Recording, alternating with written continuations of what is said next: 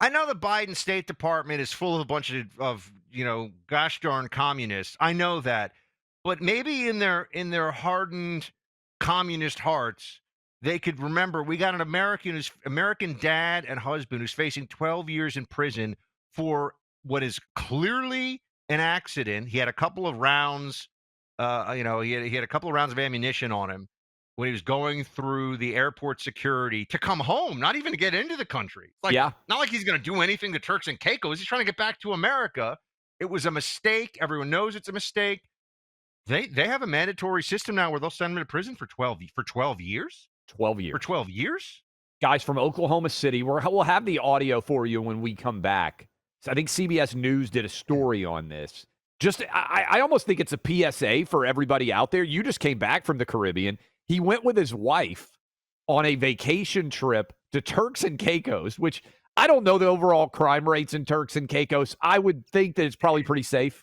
It's pretty Oh, good. really? It's not. It's some of these like Trinidad and Tobago or Tobago. I lived in the Tobago. U.S. Virgin Islands. I'm still licensed there, so far as I know. Some of as a those lawyer. islands actually have a lot of crime. A lot for the of size crime. of the island. But I would think Turks and Caicos would be more like St. Bart's, where you just were, where it's very safe. But maybe I'm wrong.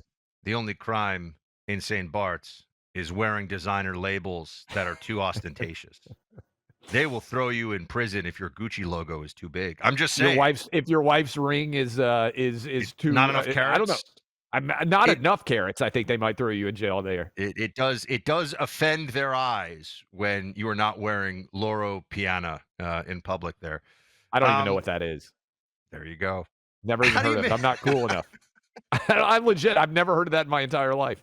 I want to play that audio that we just talked about because I had no idea that there were these kind of significant penalties that could ensue if you went on a Caribbean vacation and happened to have in your bag left over maybe some ammunition. Maybe you were going to shoot somewhere.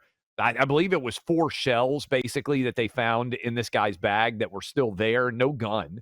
But he's facing 12 years in prison now. Oklahoma City natives. This is the story that aired, I believe, on CBS News. The guy's still in Turks and Caicos. Listen.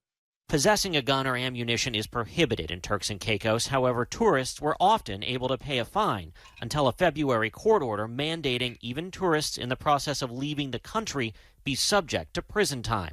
Last September, the U.S. Embassy posted this travel alert online, warning people to check your luggage for stray ammunition. I can't even begin to think that this very innocent, regrettable mistake would prevent me from being able to, watch my son graduate or teach him to shave or take my daughter to, dances.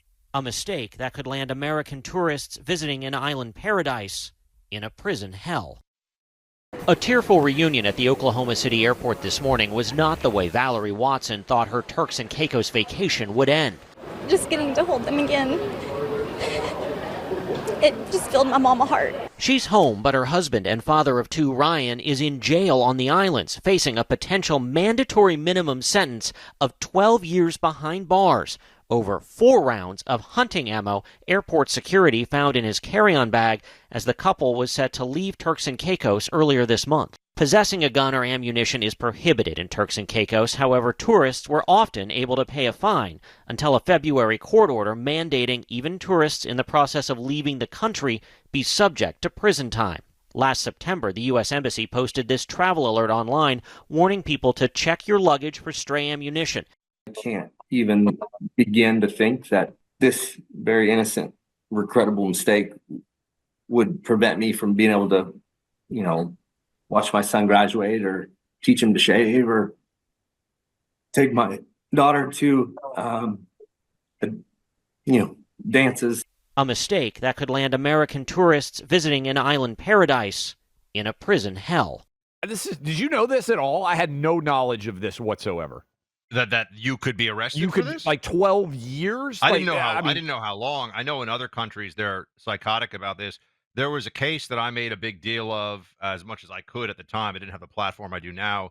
A guy in D.C. who was hunting in Virginia, and he had actually a defunct shotgun shell. Like, not defunct isn't the right word. It was basically a misfired shotgun shell, and they found that in no gun. and they were looking to lock him up for years in D.C. So the psycho libs, because they hate guns, because guns actually represent freedom. They want criminals to have guns and don't punish the criminals too badly, because society, people who shoot and murder people, that's society's fault. People who want to go duck hunting, they're evil and they vote Republican. That's really the baseline attitude. If we were a serious country, and I hope that there maybe are some, State Department, Biden regime, State Department people that this will get, that will come to this conclusion. If we were a serious country in back channel, we would have our State Department call Turks and Caicos and be like, look, you let this guy come home to America, or no more Americans are going to Turks and Caicos. There are a lot of islands. End of story. It would destroy their economy in a week. And we're going to let them lock up an American on some garbage like this? Please. It'd be one thing if you had done something wrong, or there was some. The facts are not in dispute. It was an accident. Anyway. But if we were a serious country, we would do that. But because it involves firearms, I don't know. I would be tempted to figure out a way to get, if I were him, just to get on a boat and get out of Turks and Caicos and never go there again. Right? I mean, I don't think you're going to get Do you think we would extradite him? Or do you think the Biden regime would extradite him? I didn't even think about the idea. That's actually a great question. That maybe they would send him back. Yeah, you may be right. You may be right. They might send him back because of his shotgun shells that were in his bag, which somehow didn't get noticed when he flew there. Remember? I mean, he had to go theoretically through American TSA security and nobody notices. And then he gets caught trying to come back. I mean, that's awful. That's a dad, Oklahoma City story. I would hope that the governor, senators. Some of the senators, we got senators listening. Can some of the senators here, Foreign Relations Committee, can you step up, please? Do something on this. Let's get this dad home. I'd love to believe that they're going to get him home soon here. There's no crime. There's no intent. There's no damage. He's not the criminal that their laws are trying to deal with. But again, Clay, can't trust the system these days, man. Can't trust it. Common sense, not very common in many different parts of the United States and the world, unfortunately.